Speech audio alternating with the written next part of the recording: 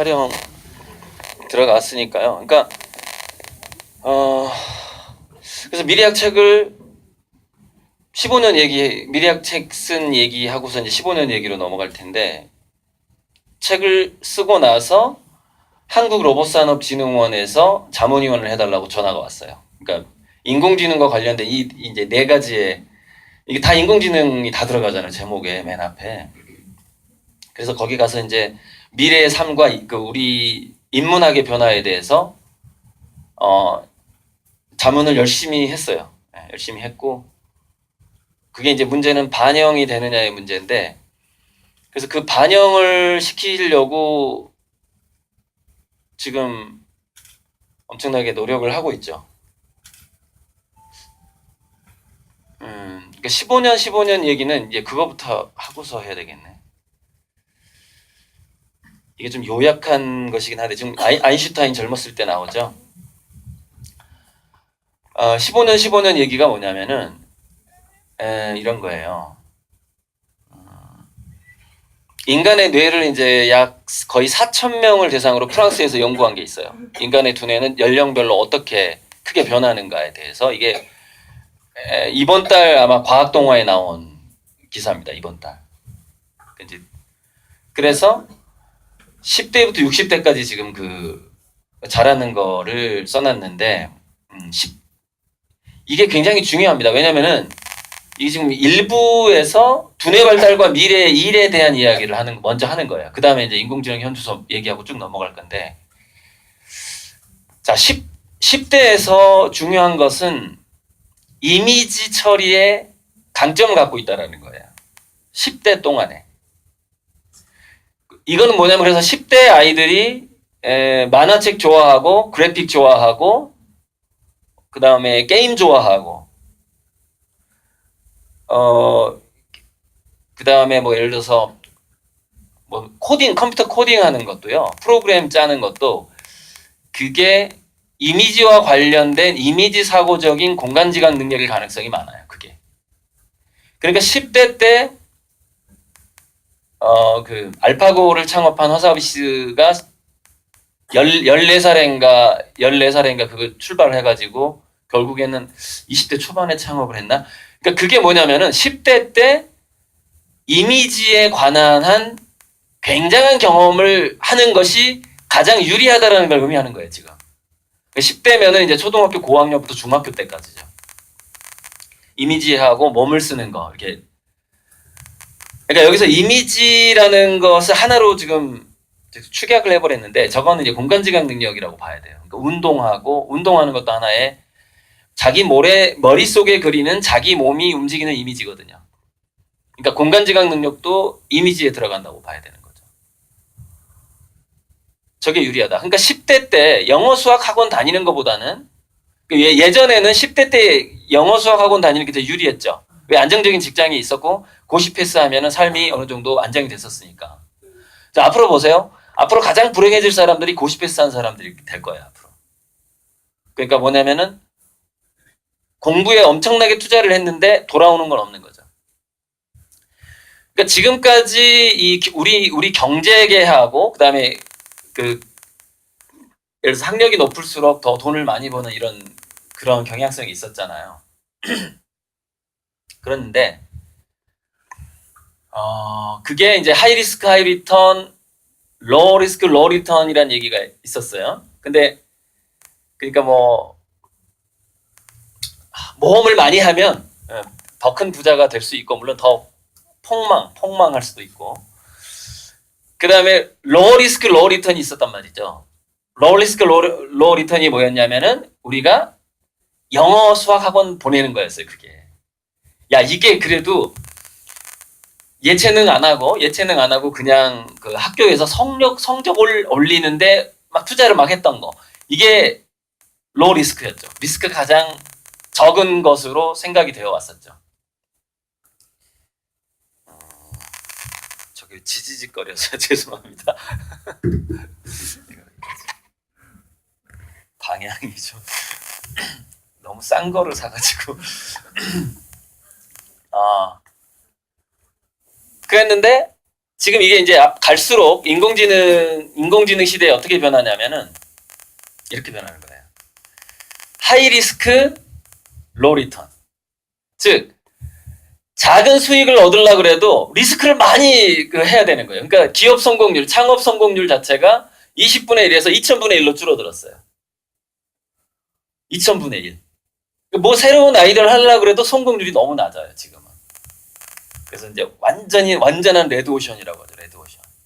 근데 그 성공률이 낮은 게 양극화되는데, 어떻게 양극화되냐면은, 기존에 앞서가 있던 국가에서 성공률이 더 높고, 그 선진국 문턱을 못 넘어간 곳에서는 성공률이 더 낮아요. 최근에 여기에 관해서 그 책이 한 권 나왔는데, 정말 보고 싶은 책인데, 무슨 축적의 시간인가 뭐 그런 책인데, 아무튼 뭐, 서울대 무슨 교수가 쓴 거예요. 그게 뭐냐면은, 창의적인 결과물은 선진국에서만 나온다라고 그 사람이 얘기하는 거예요.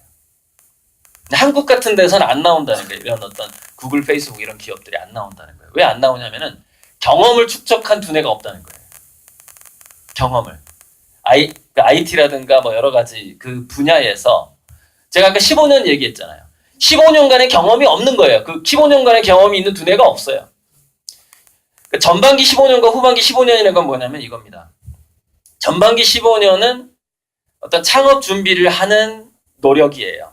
후반기 15년은 뭐냐면 창업을 하고서 버티는 15년이에요. 그게 30년이 걸린단 말이에요, 이게. 근데 우리나라는 이 축적의 시간을 보낸 두뇌가 없는 거죠. 그래서 혁신은 선진국에서 나온다는 게 그 교수의 결론이에요. 우리나라는 더 뭐냐면 하이 리스크 로 리턴이에요. 엄청나게 모험을 해도 조금밖에 수익이 생기지 않는 상황으로 점점점 가고 있는 상황이라는 것이죠. 자, 그러면은 low risk, low return은 어떻게 변했을까요? 이렇게 변한 겁니다. low risk, no return이에요. 리스크를 끌어안지 않으면 아무것도 돌아오는 게 없어요. 아무것도 안 하는 게 좋아요, 그냥. 돈을 안 쓰는 게 좋아요. 그래서 요즘에 나오는 게 뭐예요? 자녀들 학원비에 돈 쓰지 말고 노후 준비해라. 어디 가나 그 얘기 나옵니다. 어디 가나. 무슨 얘기냐.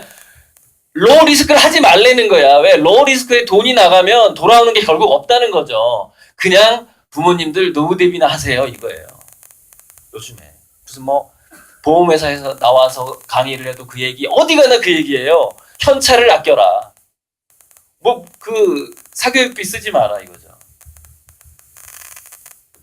그렇게 맞아 들어갈 겁니다. 그렇게 맞아 들어갈 건데.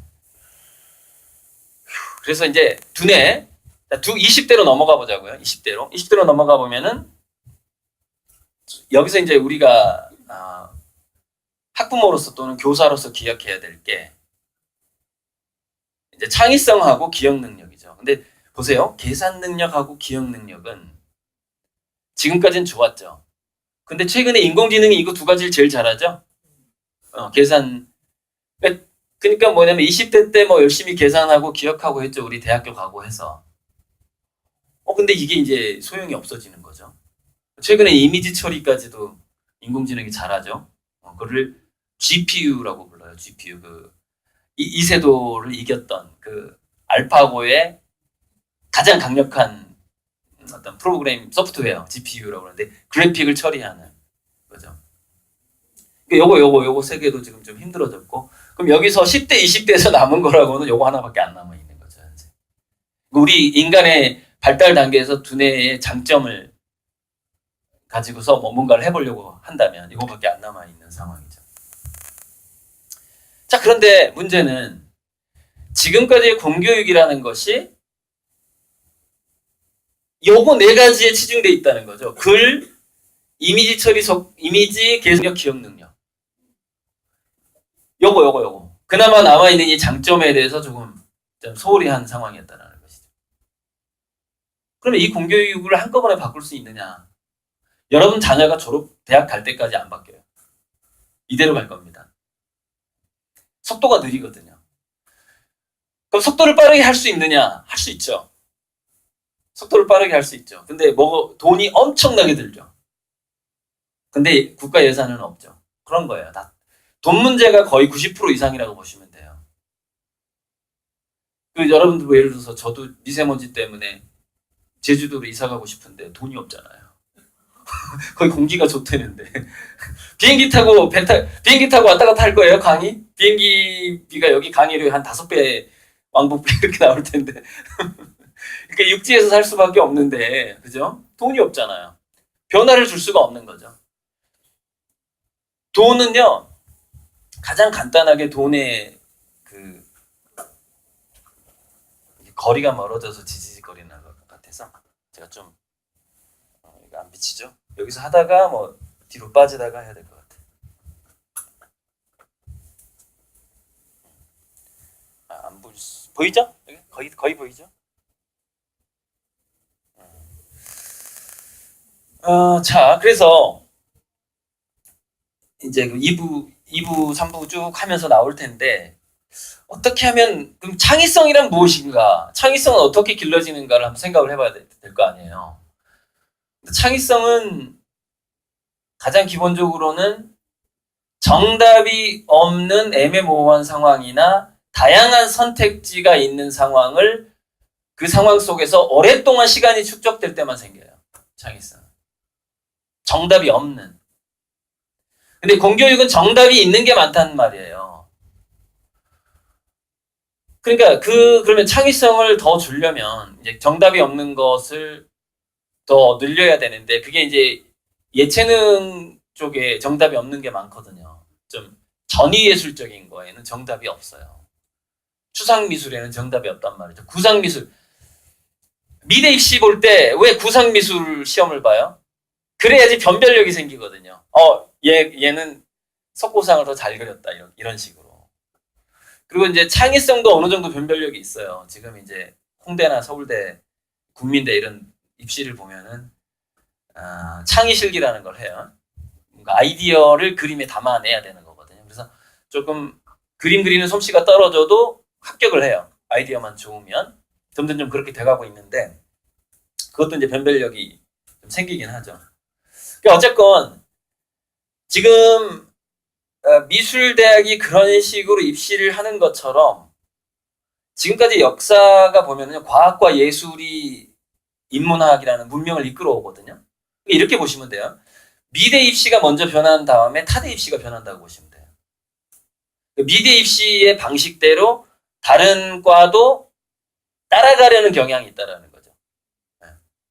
그러니까 미대에서 창의성을 더 본다. 그럼 다른 과에서도 더 창의성을 보려고 한다는 것이죠. 그런 경향성. 항상 앞서가는 그게 있거든요. 그게 예술이 가장 먼저 앞서가고 그 다음에 과학이 따라가요. 인문학에서는.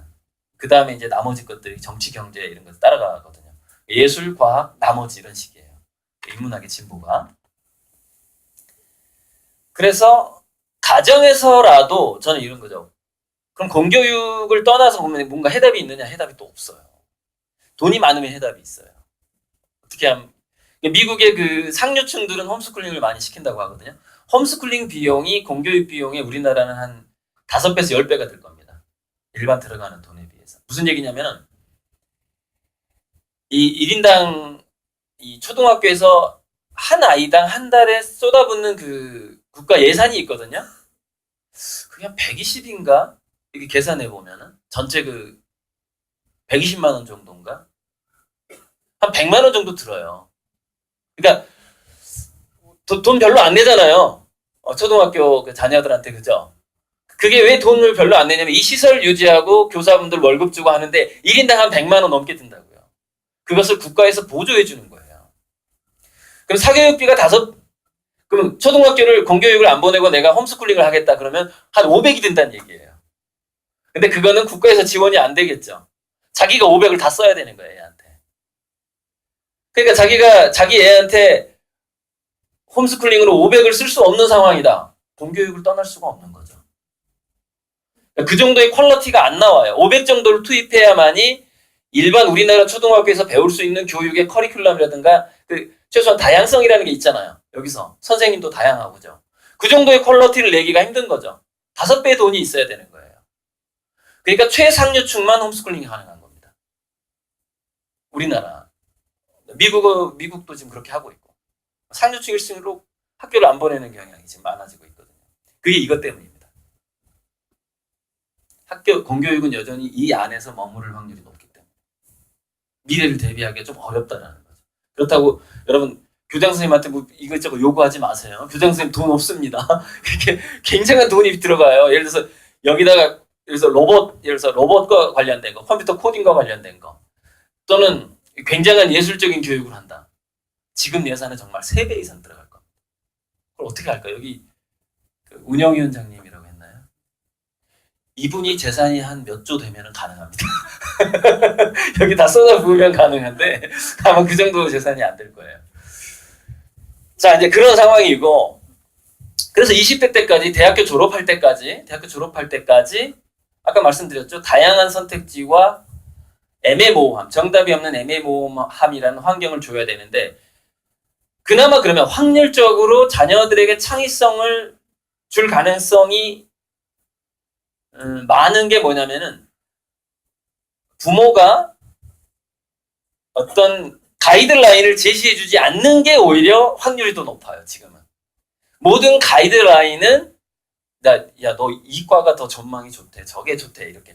제 강의를 듣고 나서도 그렇게 하시면 안 됩니다. 집에 가서 자녀한테 어떤 그 이정표나 방향성을 설정해주면 안 된다는 거죠. 굉장히 현명한 방치를 해야 돼요. 현명한 방치. 그러니까 그거를 잘 통제된 방목이라고 그러죠. 잘 통제된 방목.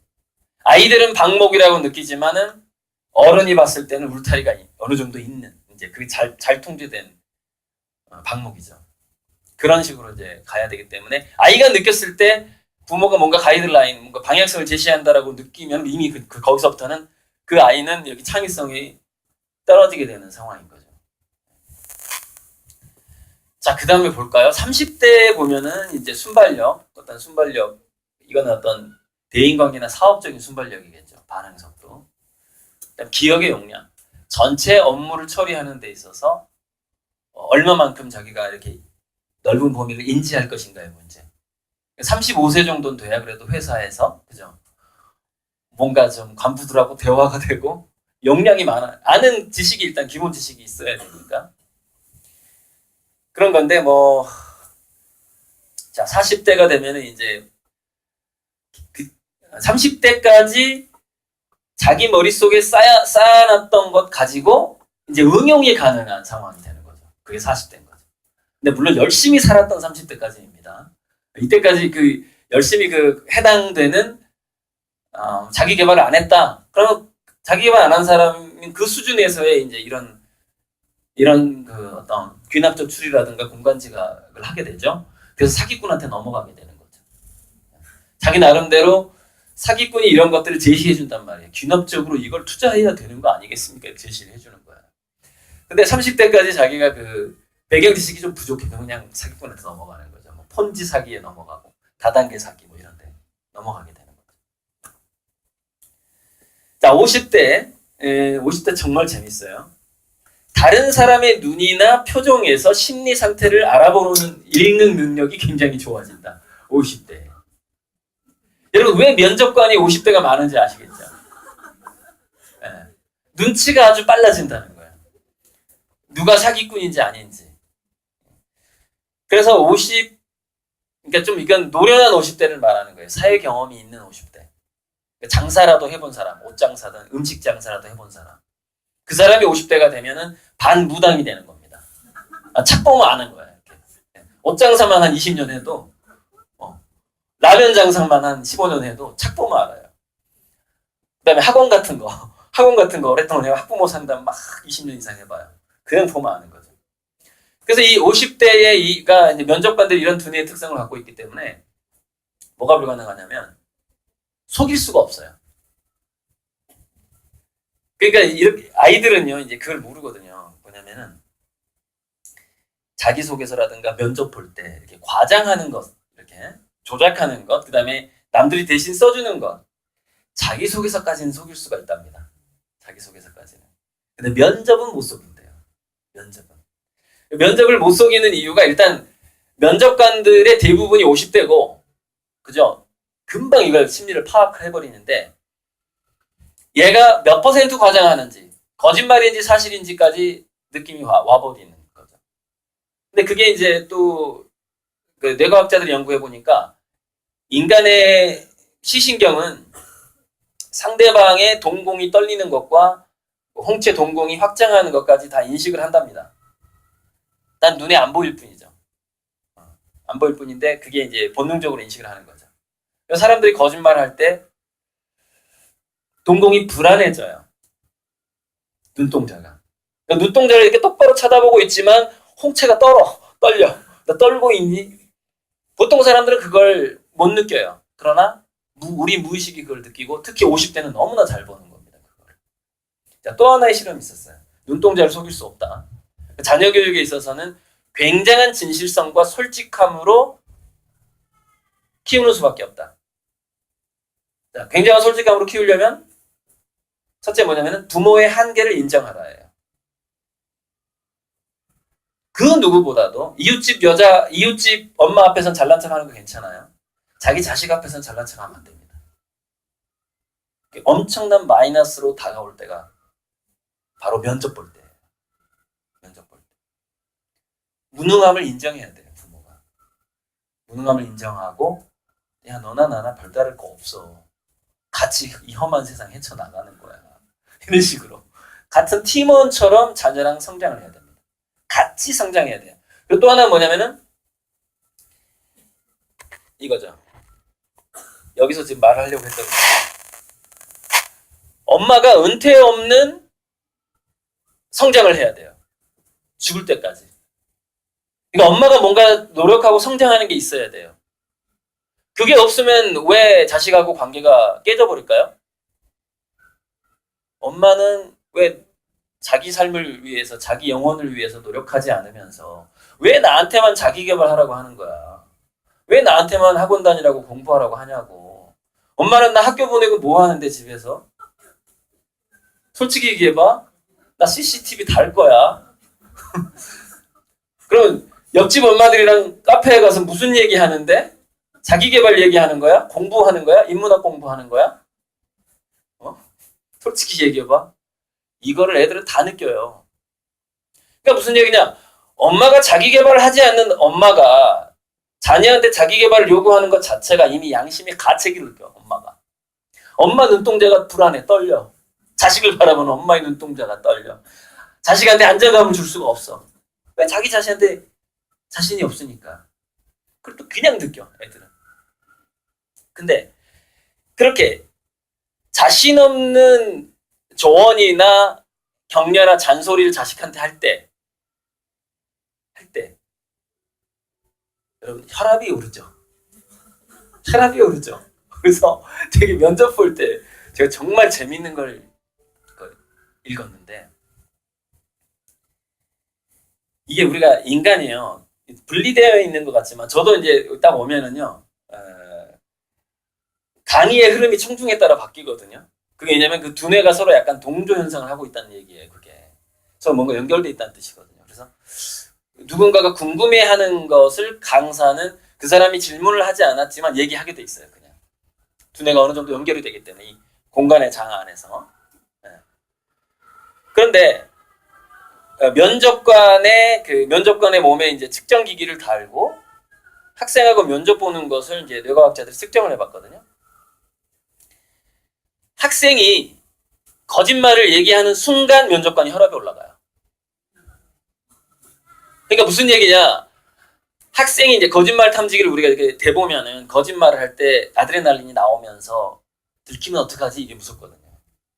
그래서 아드레날린이 나오면서 손에 땀이 나면서 전도율이 갑자기 올라가면서 거짓말 탐지기에 딱 잡히는 겁니다. 그래서 이거 올리는 거 있죠, 이거. 그것도 이게 손에서 그 순간 땀이 나와요.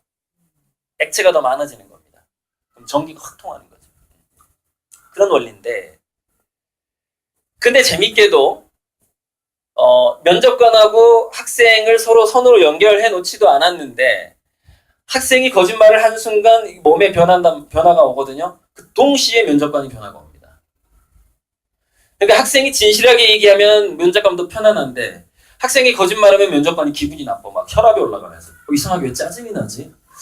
얘랑 면접 보는데 왜 이렇게 짜증이 나지? 그럼 그 느낌이 어떻게 가죠? 아, 얘 뽑았다가 큰일 날 것 같아. 점수가 확 떨어지는 거죠. 이게 계속 작동합니다. 모든 면접 현장에서.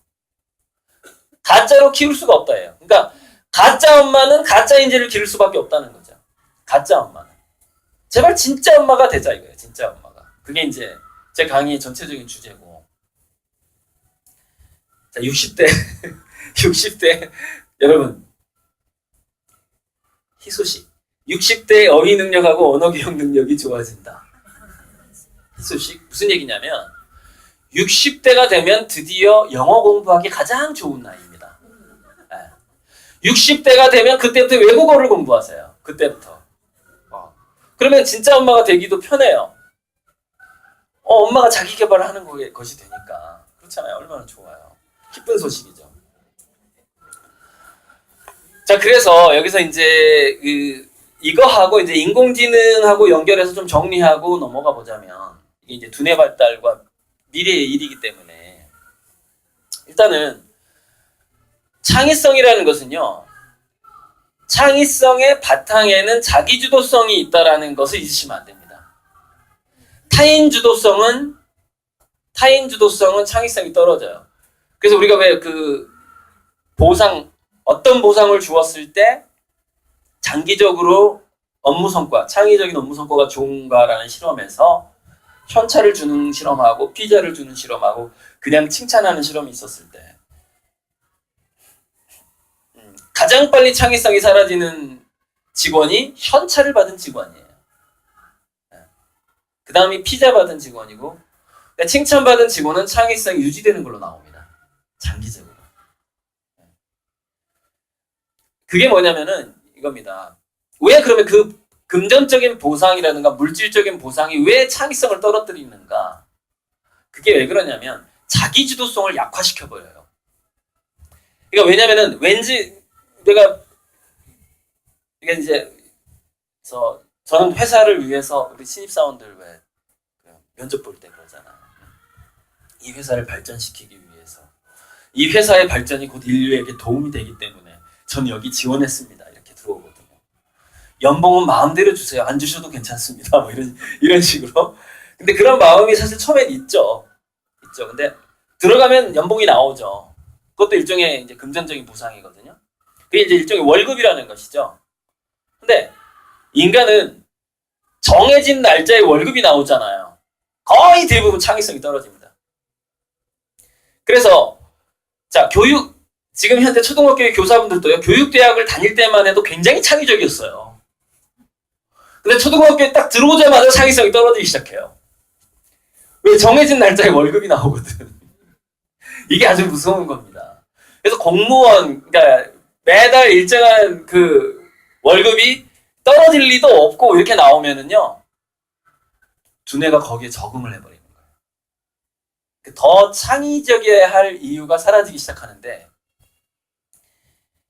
또 더 자기주도적이어야 할 이유가 먼저 사라지는 거죠. 그러니까 자기가 한 만큼 뭔가 결과가 나오지 않으니까. 그리고 또 하나는 뭐냐면 그 보상 시스템이 열심히 해도 아무도 칭찬을 안 해줘. 아무도 안 해주는 거야. 마치 뭐 군대에서 열심히 하는 거랑 똑같아. 군대에서 열심히 하면 요거도 먹거든요. 군대에서 왜 열심히 하면 요거도 먹을까요? 네.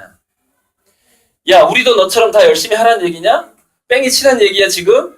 너가 살살을 해줘야 돼. 너가 업무 성과가 많이 나오면 안 된단 말이야. 그래야 평균 그 일하는 시간이 줄어들 거 아니야. 군대에서 열심히 하는 사람 엄청 맞아요. 고참들한테. 열심히 하지 말라 그래요. 바로 그런 게 쫙 깔리게 됩니다. 모든 월급을 받는 집단은 다 그렇게 돼요. 그러니까 뭐 부인 못 버텨요. 3년을 못 버텨요. 그러니까 부임하고 그 교사가 그렇게 심리가 바뀌는 데 있어서 3년을 버티기 힘들어요. 바뀌어버리는 거죠. 적응해버리는 겁니다. 그 조직 문화에. 그래서 그러면 성과급으로 그럼 바꾸면 되느냐? 문제가 더 심각해져요. 현재 우리나라는 그래요. 그래서 성과급으로 바꾸자는 얘기 아닙니다, 교감생이. 그게 아니고 전혀 아니고 그런 경향성이 있다까지는 이미 그 연구 결과가 나와 있고 그럼 그 다음에 어떻게 할 것이냐 해법은 국가마다 틀리고 그 사회 문화마다 틀리죠. 그럼 성과급으로 바꿔야 되느냐 더 문제가 생길 수 있어요. 자, 좀 그 정도고 그래서 이렇게 했으면 좋겠다라는 거죠. 일단은 10대 때까지는 아무래도 예술 교육을 좀 많이 시키자라는 거예요. 그다음에 10대 후반부터 20대까지 창의성 교육을 좀 많이 시키자. 근데 이거는 그럼 어떻게 그러면 학제를 바꿔야 될, 안철수식이면 되는 거냐? 저는 안철수식도 아니라고 보거든요. 이따 좀 잠시 얘기할 거고. 그렇게 하고 30대는 어찌되었건 체험의 양을 굉장히 늘려야 된다. 현장 체험의 양을. 그게 무슨 얘기냐면은 월급이 적더라도 뭔가 일을 해야 된다는 거예요. 그러니까 우리나라가 이 30대 역량이 왜 줄어들고 있냐면 20대 중후반의 애들이 안 좋은 직장에 아예 안 가려고 하는 거예요. 좋은 직장만 원하고 계속 공시족이 되고 머물러 있는 거죠. 이렇게 취준생으로 머물러 있는 인구 비율이 많아요. 그러니까 축적의 시간이 완전히 사라져 버리는 거죠. 그냥 정말 자원봉사라도 해야 되는 거예요. 20대 중반부터 취직이 안 되면. 알바라도 열심히 해야 되는 거예요. 30대 체면 자기 친구들 대기업 연봉 받을 때 그 100분의 1 돈을 받고서라도 현장 체험을 해야 돼요. 그래야 40대가 오는 거예요. 그런데 여러분 보세요. 20대 중후반에 대학을 졸업하고 나서 어떤 집의 애들이 최근에 고시족 플러스 소시오패스라고 그래가지고, 그러니까 사회적인 사회 부적응자가 되는, 심리적으로 막, 점점점 변태가 되어가는 걸 이제 소시오패스라고 하는 건데, 고시오패스라는 신조어가 등장을 했습니다. 그러니까, 고시 준비를 하는데, 그러니까 지금 구급 공무원도 고시로 지금 속하니까, 경쟁률이 48대 1인가 그래서, 46대 1인가 그래서 합격률이 1.8%예요. 구급 공무원 합격률이 1.8%예요. 2%도 안 돼요. 그러니까 고시죠. 지금 현재. 고시오패스라 그래가지고, 처음에 한 번 떨어질 땐 괜찮은데, 2번, 3번, 4번 떨어지면 얘가 이제 영원히 망가져버리는 거예요. 정신이상자가 돼가기 시작하는 거죠. 그런데 왜 계속해서 그 고시에 매달려 있을까요? 왜? 그렇게 가정교육을 받은 겁니다. 그렇게 가정교육을 받은 거예요. 언제부터? 일제시대 때부터. 꽤 우리나라의 현재 고시적 열풍은요, 꽤 역사가 깁니다. 일제시대 때부터 들어가야 돼요. 그러니까 조선이 망할 때부터 들어가야 되는 거죠. 그때 뭐예요? 줄서기를 잘못하면 온 집안이 망한다. 이거. 그게 쫙 우리나라 전체 이 가정의 심리에 깔려 있습니다.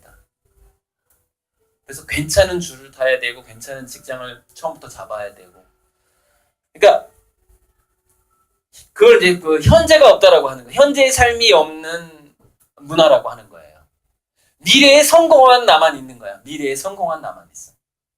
오늘의 행복이 없는 거야. 오늘의 자기주도성이 없는 거야. 그러니까 미래에 성공한 나만 있을 때 현재가 없잖아요. 현재가 없으면은 그 현재성과 과정성이 없으면 자기주도성이 사라지고, 그 자기주도성이 사라지면 그 다음에 창의성이 사라져요.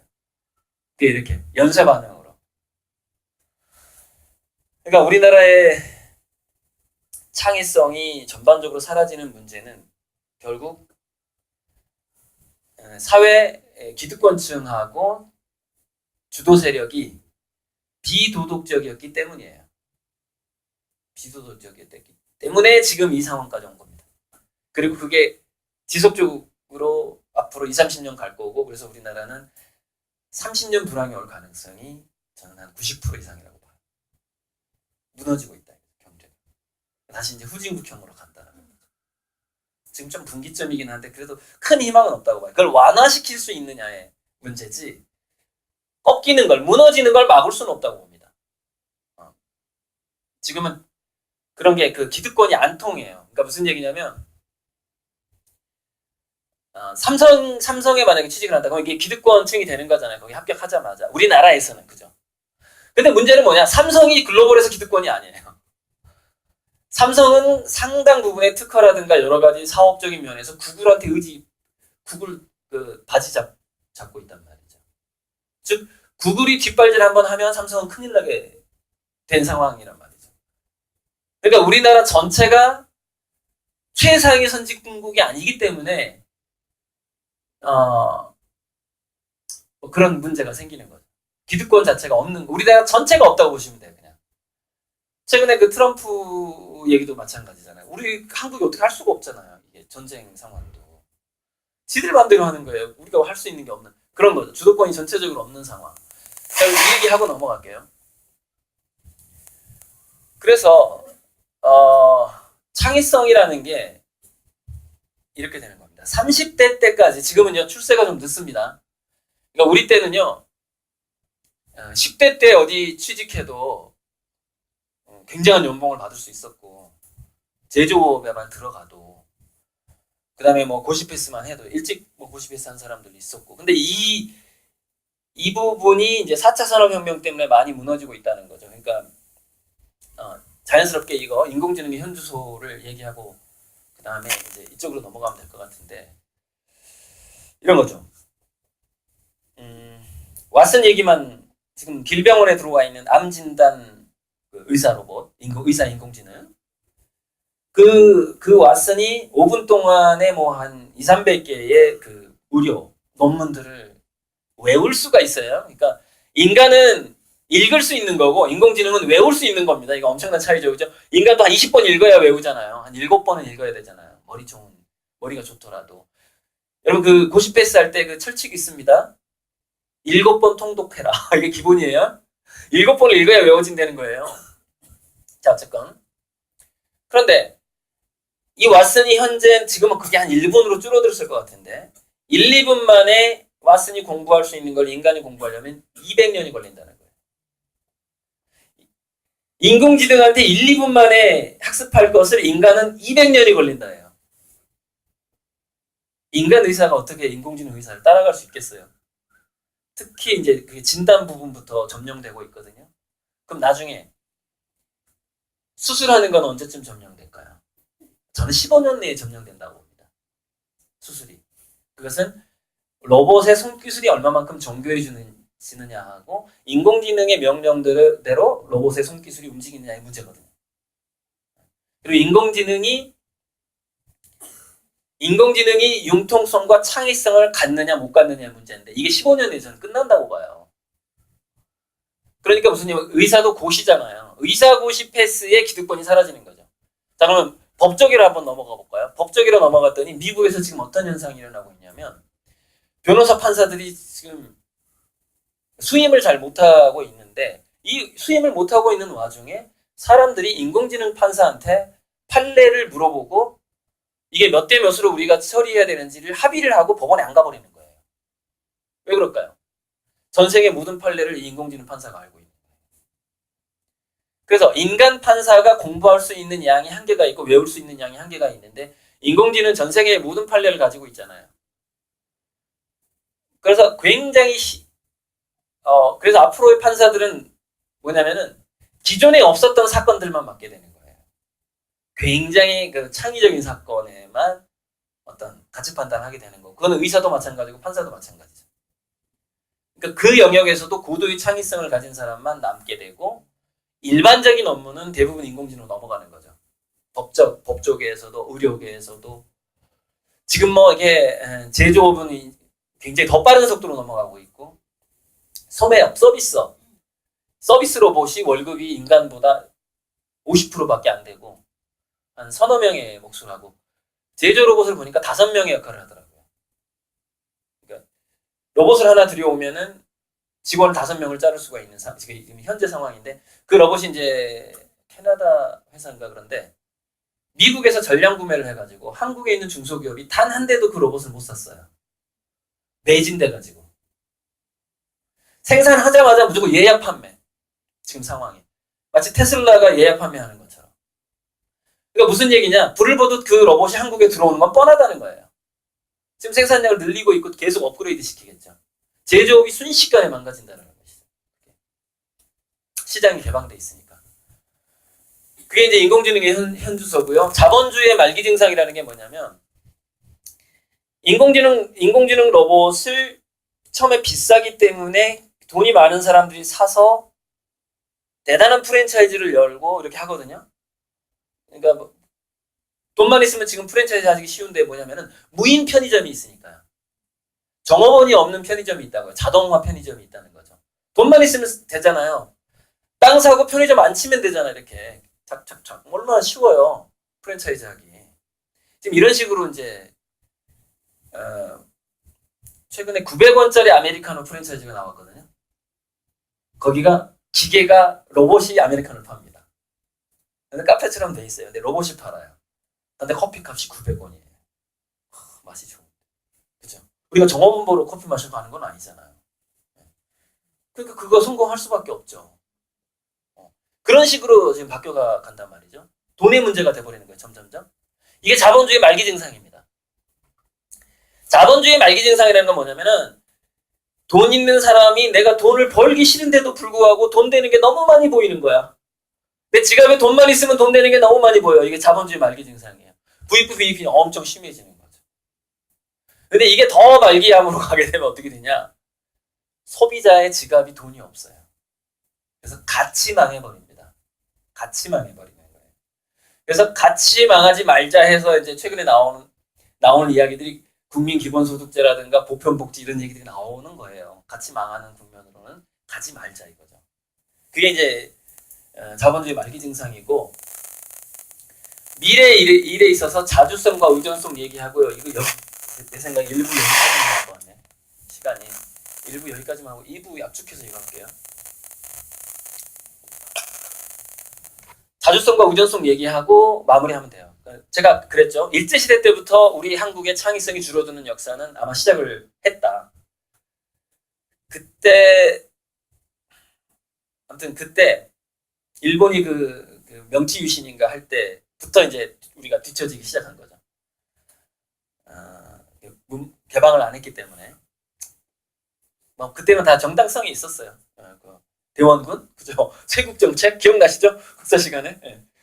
정당성이 나름대로 있었는데 어차피 그때부터 뒤처지기 시작을 했어요. 그리고서 기득권들이 지배층이 국민을 보살폈으면 좋았는데 그렇게 안 한 거죠. 특혜가 너무 심했던 거예요. 그러니까는 출세 안 하면은 집안이 망한다라는 그 공포심이 이제 대한민국 전체를 둘러싸게 된 거죠. 그때부터 이렇게 조선시대 때부터.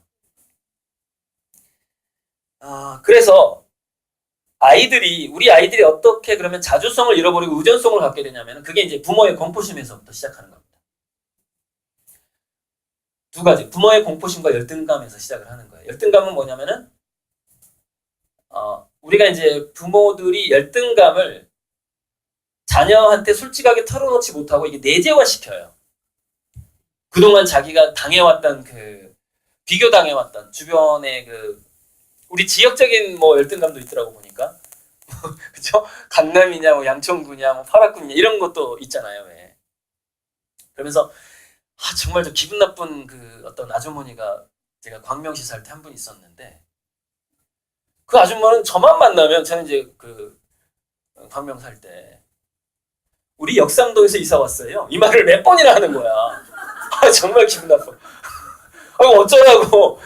꼭 보면은 사기꾼들 중에서 만나보면 이렇게 말하는 사람이 있어요. 강남에서 학교 나왔는데, 정말. 믿지 마세요, 그런 사람들. 그런 말 입에서 딱 튀어나오잖아요. 거리를 두셔야 됩니다. 나한테 피해를 줄 가능성이 많아요. 왜냐면 열등감이 가슴 속에 있는 사람들은 그게 이제 비교의식으로 전환이 되게 되고, 비교의식이 전환이 되면은 분노가 쌓이기 시작하고, 분노가 쌓이는 것을 해소할 수가 없잖아요. 그럼 누군가를 원망하는 걸로 전이가 됩니다. 그래서 원망할 만한 사람이 자기 주변에 있는 만만한 사람이 되는 거예요. 그래서 심리적으로 굉장히 피곤해져요. 만나기만 해도. 그런 사람들은. 그리고 그런 사람이 만약에 이렇게 권력이나 돈을 쥐게 되잖아요. 처음에는 주는 것 같은데 나중에는 결국에는 금전적인 피해를 줘요. 그래서 그런 비교의식, 내면적인 열등감이 있는 사람 정말 피해야 돼요. 뱀을 보듯이 피해야 됩니다. 그래야지 행복할 수가 있어요. 자, 그래서 내면화된 열등감이 있는데 그것을 어떤 인문학적으로 털든 취미 활동으로 털든 어떻게 털어야 돼. 수다로 털든. 그게 드라마를 보면서 터는 것도 괜찮긴 한데 그래서 그러면 좀 양심의 가책이 들거든요. 드라마를 보면서 풀면은 이제 너는 자식은 학원 보내고 나는 드라마 보고 이제 이렇게 되니까 이게 또 다른 문제가 또 제2의 문제가 발생하는 거죠. 그래서 그걸 자기계발이나 취미나 이렇게 좀 더 건전한 인문학으로 푸는 게 좋아요. 독서든지 뭐 영화를 쭉 본다든지 뭐. 자, 그런데 그게 그 열등감하고 또 하나는 욕망이 있잖아요. 욕망. 그다음 욕망이 많은 만큼 인간은 추락에 대한 공포심이 생기거든요. 더 올라가고 싶다. 그러면 올라가고 싶다는 그 마음만큼 내려갈 수 있다는 공포감이 동시에 생기는 겁니다. 그래서 그 열등감, 공포심이 어떤 식으로 가냐면 자녀한테 잔소리나 닥달이나 화내는 거나 아니면 모범답안을 갖게 만들어요. 우리 애는 지금 이 순간 이렇게 하고 있어야 돼. 집에 갔더니 그렇게 안 하고 있어. 화가 팍 불어나는 거죠. 네. 그걸 갖게 만드는 거거든요. 그게 공포심하고 열등감이. 그래서 그게 애는 눈치를 보게 만드는 거죠. 애가. 우리 엄마는 뭔가 정답이 있는 것 같긴 한데 자꾸 바뀌어. 이상하네. 정답이 자꾸 바뀌어. A 강사 만나고 오면 이렇게 바뀌고 B 강사 만나고 오면 이렇게 바뀌어. 흔들리거든요. 시대에 따라서, 입시시대에 따라서 흔들려요. 그리고 막 옆에 그 돼지 엄마들이 막 말에 막 흔들려. 이렇게 해야 되는데 이 학원이 좋대 막 이러면서. 계속해서 그 악순환에 빠지게 됩니다. 사교육 업체들은 계속 그 심리를 파고들게 돼 있고요. 완전히 그러니까 거의 방치로 가버려야 돼요. 그러면 비로소 애들은 자기주도성을 갖게 됩니다. 의존성이 아니라 자기주도성을 갖게 되는데, 근데 그 이제 이 다음에 이제 꼭 필요한 강의는 뭐죠? 그럼 현명한 방치란 무엇인가가 되겠죠. 현명한 방치란 무엇인가. 그래서 그거는 5분 후부터 다시 할게요. 네. 5분만 시작을. 네.